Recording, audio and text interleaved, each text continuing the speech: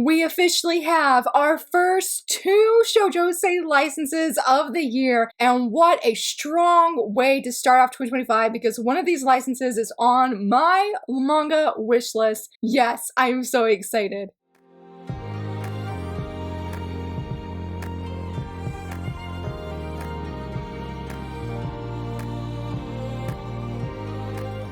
Hello friends, happy Monday, so very excited that you're here. It is time to talk about all of the manga and anime news, though just saying that I don't really think I have any anime news per se this week. I was so excited for so much manga news that came out, talked about last week, though saying that Honey Lemon Soda came out last week and I absolutely loved that first episode. I also know Anyway I'm Falling in Love with You came out. I have not seen that one. Please watch Honey Lemon Soda if you haven't seen already. The anime first episode was perfection, really brought the manga to life, and I'm very excited to continue to keep watching more. But again, I have a lot of manga news, and before we talk about those shoujo licenses, let's talk about the thing that came out a few days ago. Yes, Magical Girl Dandelion had not just 1 chapter, but 5 bonus mini chapters compiled into one big chapter. So this chapter doesn't follow the previous one or any ones we've had beforehand, but it's just a few, again, 5 mini chapters, and I love them all very much. I feel the first one was my favorite because it had shade. I mean, shade was in all of them, honestly. I think except for one. The first one I feel like was my favorite, and I feel like the last one just ended on this powerful emotional note that I'm like,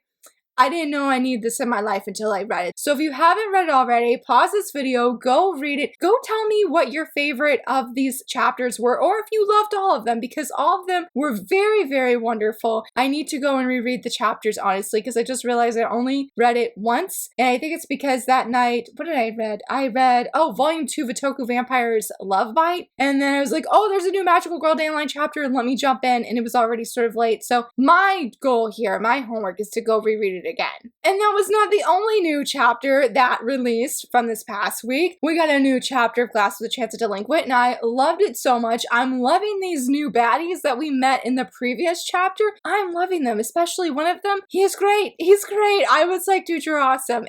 It ended on such an emotional note as well because Ichikura, he's got his own struggle here happening. Momo's got her struggle happening, and it was great. It was fantastic, and Volume 1 comes out after this video goes live. It comes out tomorrow, and I'm so excited. My copy's already shipped. I can't wait to reread it, y'all. I can't wait to reread it. It's been a hot minute since I read from the beginning, and I'm ready, but I told myself I gotta hold it physically to reread from the beginning. But if you want to read ahead or you want to try it out before release date, definitely know it's on K-Manga. I've been keeping up with the chapters, and I love it so very much. Speaking of K-Manga, we talked about last week in the manga news that there was a manga called I Don't Want to Be Killed by You, My Crown Prince. That's the first half of the title. And I mentioned that news came out that K-Manga confirmed that it had been taken off of K-Manga unlicensed. We sort of talked about how, well, what happened to the people that used real money or paid coins or points, I should say, paid points to get these chapters? Well, somebody who I guess actually did use points or real money came out and said that they have been refunded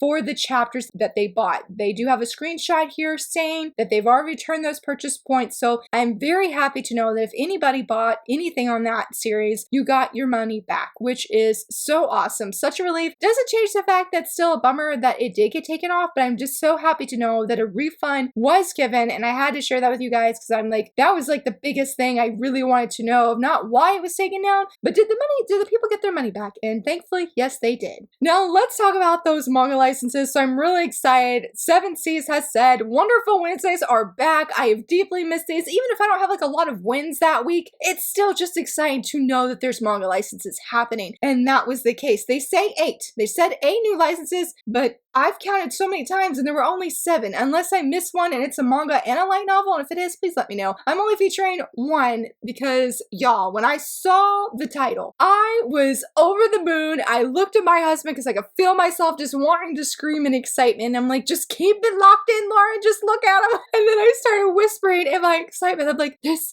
got licensed. This was on my manga wish list. And that is The Demon King is way too overprotective. This is by the same creator as Kiss with a Cat. I have seen a few chapters of this, honestly, in the magazines, like the Japanese shoujo magazines when I buy them, and I have loved what I have read so much. I mean, I saw it, hadn't even read any chapters like in English about it or anything, and I was like, I want this. And now I can read it in English for the first time, and I am overjoyed. From the premise here, it's saying it is a tale of star-crossed lovers with a modern supernatural twist. From my understanding, this young woman here was a saint in like another life, I guess you would say. And this Demon King here knows who she is. He remembers who she is. Now he's coming to Earth to find her, but she doesn't know who he is. And so I guess it's their love story. I don't know if he's going to be trying to prove who he is. I'll be honest, I didn't read the full blurb, sorry, or at least I don't remember it this morning, because why is it when you go to bed early, you wake up late, but you feel more tired than if you say you went to bed late and woke up early? I don't know. That is the case that's happening today though. But I am so here for this series. Baka Update says it's 2 volumes, but there's 3 volume 3's up for pre-order on Amazon Japan. Though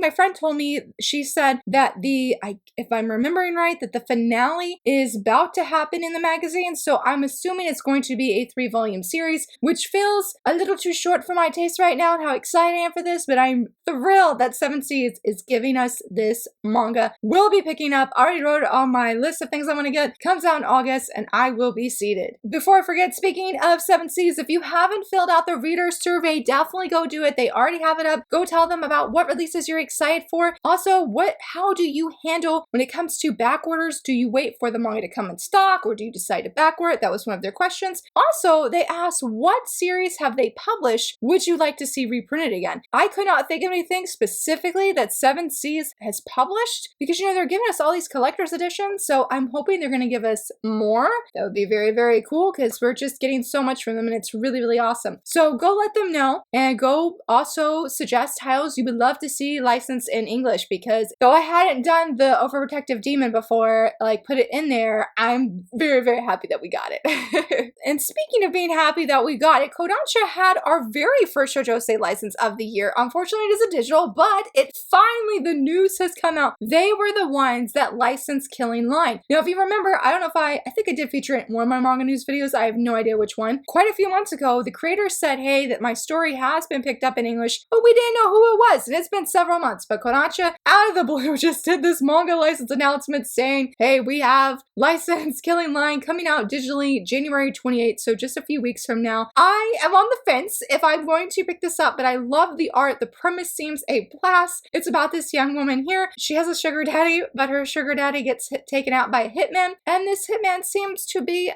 pretty intrigued by her, I guess, obsessed with her. I'm not really sure what the right word is. I do know the translator and the letter, and they're very excited for it. I have read the first chapter because the creator put the first chapter for free on Twitter, and so that was how I first came across the series, and I was just like, I just don't know, but it seems like it's going to be a lot of fun. I would like to give it a chance, and if you would like to also give it a chance and check out chapter 1, I have heard you can go open a free Kodansha portal account and you can read the entire first chapter for free. So on their website, I should say. So definitely go check that out. Very, very happy that we finally have this in English. A lot of people were very bummed though that it was only digitally released. So hopefully it does very well and eventually we'll get it printed as well. Speaking of Kodansha, if you are a fan of Windbreaker, I was very shocked to see the news that Kodansha has said that they are accelerating the print release of Windbreaker. Starting July 2025, you will no longer have to wait, say, 3 to 5 months for the next volume. No, you're going to be getting a new volume, physical volume of Windbreaker every single month published starting July 2025. That is surreal. I was trying to think of a publisher that I've seen that has done this. Not even smaller publishers have done something like this. I feel like the one that publishes the fastest is One Piece Books. I know it used to Tokyo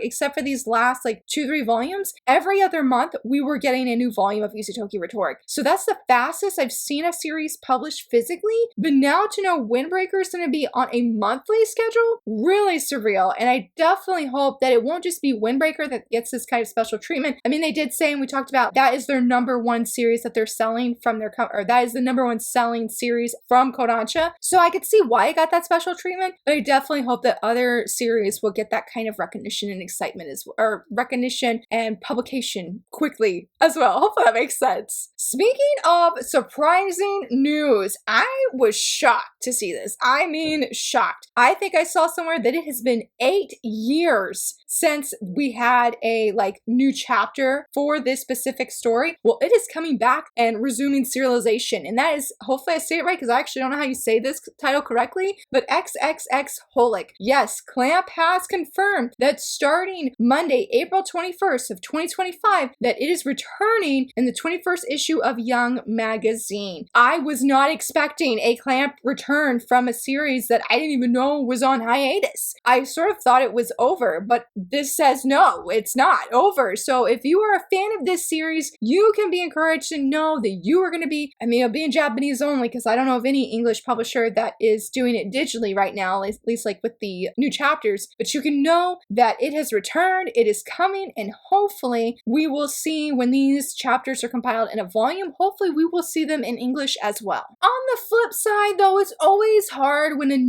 a series is ending, and for the English series, my special one, it was confirmed by the creator that the final chapter has released in the latest magazine volume, that the series has ended. I'm not going to show the art that she shared, even though they look so cute and so adorable. I absolutely love it. So if you don't mind seeing like a low-key spoiler, definitely check it out on Twitter. It's super cute. I mean, she may have it on Instagram as well, but I just happen to see it on Twitter. But yes, my special one is ending, at least in Japanese, so we can know that eventually that the English volumes will end as well. But I don't know how long the volumes are because it didn't say. But if you did really like my special one and you're like, man, I want more work by this creator, she did say that even though the series has ended, the next issue, big news for you, is coming up. So you can stay tuned for that, knowing there's going to be something else coming from this creator. I have personally read up to the end of volume 3 of this series. I don't know how it unfolds or anything. I know it focuses on a different couple, and a lot of people have preferred this couple compared to, say, the original couple. I need to see if my library has it, because now I'm curious of how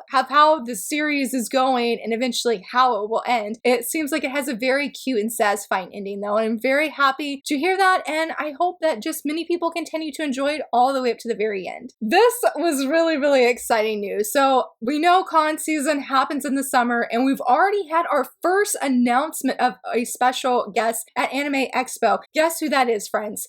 Peach Pitt, the creator of Shugo and Rose Maiden, which they have done definitely other series, but Rose Maiden comes to mind because Seven Seas did license a collector's edition of this manga last year, and then Shugo is just very popular. I was like, Peach Pitt, this Anime Expo is saying it's been 10 years since they've had this duo mangaka, and I'm just like, oh my goodness. I am very much hoping that this means we're getting something from this creator licensed at Anime Expo or just this summer. I know a lot of people were saying in the comments that they really want the sequel to Shugo, which I think would be amazing, but we need to rewind a little bit. I need Shugo to be relicensed and republished so it's so much easier to get. I would so be interested if this series was republished and had like a brand new edition that was just easier to find, or they could just take the older editions and restock them. I'm fine with that too, but I just want it to be easy and cheap to find, brand new. Hopefully we're going to be getting new licenses or new republication from them, since they are the very